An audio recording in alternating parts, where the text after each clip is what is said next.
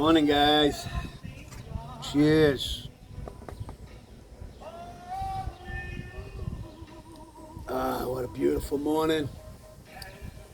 Looks like we got some rain coming in, which is gonna kind of stop me from working outside today. I'll be doing some inside things, I guess. Might get down to work a little while before that. I think the rain's got a couple hours before it gets here, but once it comes in, it looks like some pretty heavy stuff. Usually, if the rain is coming in off the ocean, it's a windy storm, so we'll probably get some pretty good sized winds. Here's what it is. So it's Thursday, July 29th, right? Yeah, 29th, 2026. We're almost to the end of July already. So I'm trying to figure out what date I want to leave to head back to Canada for the car show. I told Chad I'd come up a little early and help out. I'm thinking a few days before the show I'll go up. I got to plan it. I think I am definitely going to go over the ferry this time. That was a long ride going around. It was like, compared to going to Oregon like me and my brother did, it took us 3 days to get out to Oregon. But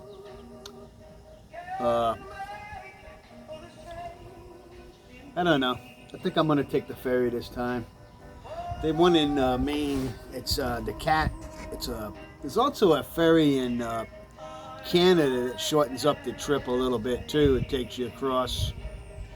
But I don't know. I'm going to check into it and probably do it this time. I was going to last time, but my scheduling, I like to drive at night, and I don't know. It's like the Cat doesn't leave Maine until 3 o'clock in the afternoon, so I'd be getting over to Yarmouth, Nova Scotia, right around rush hour. It's like bad timing. I don't like to drive through lots of traffic. You know what I'm saying? Let's skip this. So, my valve came in. I started to, I got it plumbed in. These damn hose bobs, man. I bought some 3/8 hose bobs, and that's as far as I could get the hose on up there. It's on about 3/4 of an inch, and I got a clamp on it, so hopefully that's going to hold on. I made this little stand that I can screw down to the floor, and that's a low spot in the hose so that any condensation will bleed out. I still have to wire it. I got to wire it over to here. So I'll be taking care of that this morning. And then my compressor will have that head switch, as they call it, to bleed down the head pressure. Works out well. I'll get on that later on today. So I try to get a little bit of everything done during the day. That's why I'm kind of moving around from project to project. But I'll work outside for a while in the sun. Then I'll come in.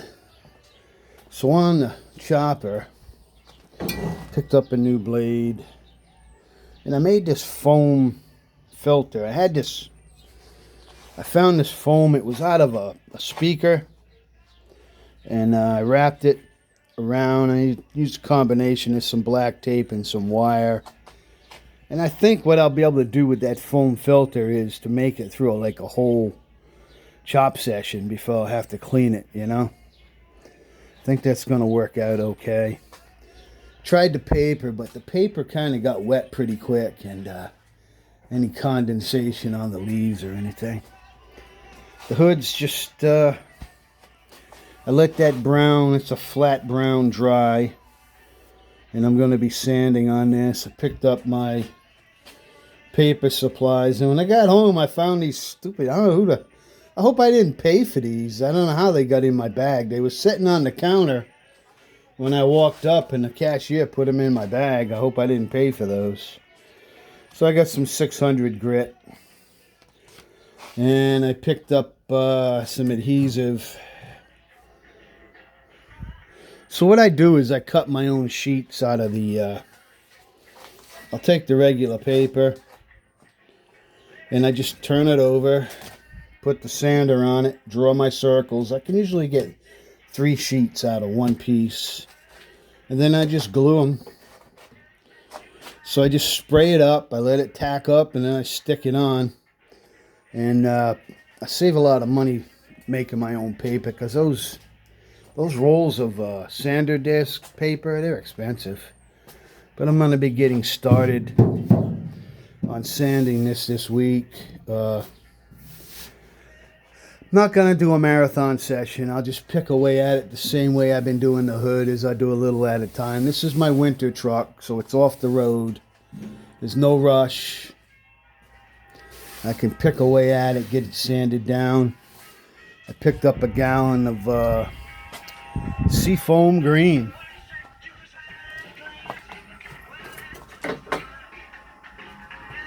There it is. Seafoam Green. So this is a, it's just an oil-based paint. And what I do is I add the Japan dryer. This is the Japan dryer. And this, talk about speeding dry time. So you know how like you shoot Rust-Oleum paint and it's like 8 hours before it flashes off?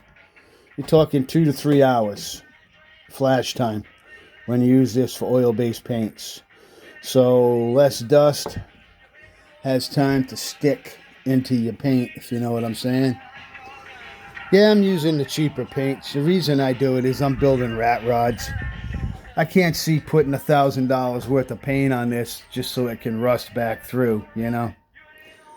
This is like $65 a gallon mixed to the right color.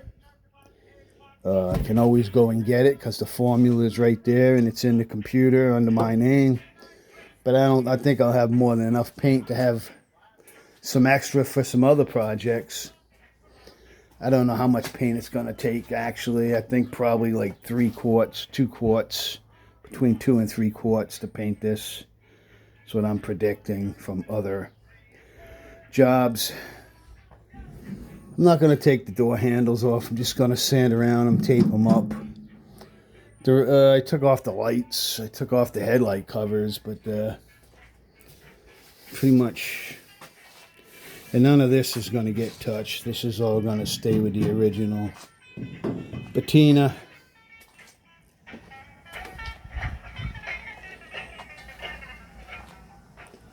Three o'clock, 4 o'clock, rock. Oh, we're on 5, 6, and 7 now. So yesterday, finished burning off that pit. Then I went in and, like I say, started working on stuff inside.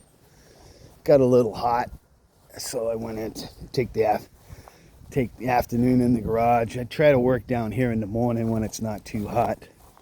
But we're looking pretty good now. My pit's looking pretty good.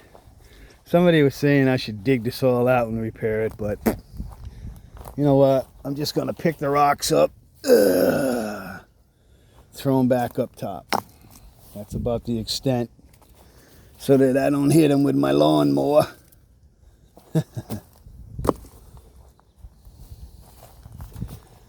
So there's my fire pit. You can see it now. It's a big piece of granite. It cracked up from having fires in it. But you can see where the manhole cover would sit. And then on that side, it was cut so that the water could go into the manhole, which is why this side's a little lower, because once it broke, it fell down. But so this was buried in my yard, and when I dug, somebody had dumped this here in a hole. It was a big hole back here, and they buried a bunch of rock and crap. And when I went to put the tank in for my greenhouse, there's a 600-gallon water tank under my greenhouse. The guy with the excavator what a time he had getting. He said, what do you want to do with it? And I said, put it over here. And then, like I said, I used it as my fire pit. So, worked out well. But that was buried in the ground right over there. Don't ask me who put it there, when it was put there. I don't know. But I have found some weird stuff buried in this yard. Mostly when I was putting in trees and stuff like that. So you see my fire pit area. It's coming together. Still got some poison ivy on this side to kill back. I'm going to go through with the weed whacker and the heavy string and knock all this stuff apart. Try to get it right back to the stone. Not today though. Today, giving it a break. I'm using the rain as an excuse, even though it's not going to rain till later. I don't know. Today, my main mission is going to be to get this 275 drum out and cut it in half. So I'll be able to make 2 fire pits out of it.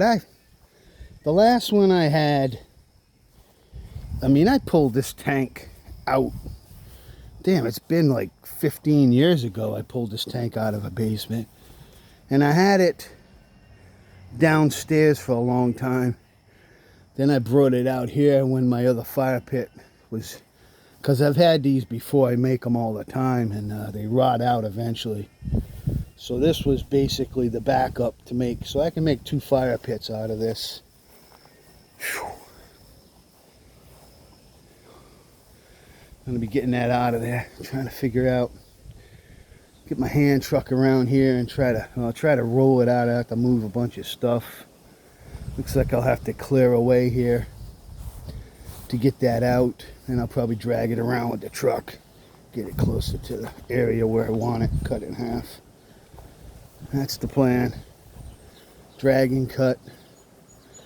Took the 48 out yesterday to go do my shopping, and somebody had asked me about my exhaust because I was when I pulled in, they could hear it, and they're like,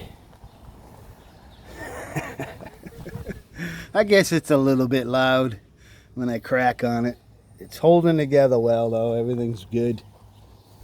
My 48 Chevy gets a lot of attention. People are like, what is it? What is it? Is it really a golf truck? Because there was a golf terminal in this area. When the Navy base was here, they provided all the fuel for the ships and the aircraft. They had kerosene tanks that are big as this town. Golf. Rusty, Rhode Island. Alright guys, I don't know, they ain't a big, oh look at this. Left my tape out here when I was putting on my number 4. This is for the delivery people, because they said I didn't have a number, even though I have a number right there on the house. You can see it right there. Temperature is 70 degrees, 23 Celsius. My flag's all tied up here. What's going on with this? The wind's got it all tied up in knots there. So the wind coming off the ocean, like I said, it's coming straight out of the east. And there's a storm behind it. So the sunshine, and I'm going to see for a little while, is going to disappear pretty quickly. Sun is slowly moving back to the south. So as I'm looking at it now, if you can see the tree, the sun was coming. If I would stand here, right off the corner of my house, standing on this stone right here, right off the corner of my house, is far over. So the first day of summer, that sun was right there off the corner of my house, and it has moved to the right, and that's what happens. Eventually it'll be all the way over here. In the wintertime it's way over here, and that's New England. The further north you go, I guess, the more the further over it moves, right? It's kind of like your tides are a lot higher than here too. Oh boy.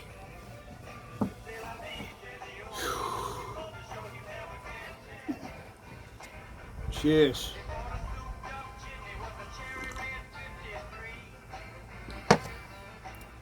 So I've noticed that I haven't lost a lot of subscribers, but I don't have as many people watching me, and I can understand. I mean,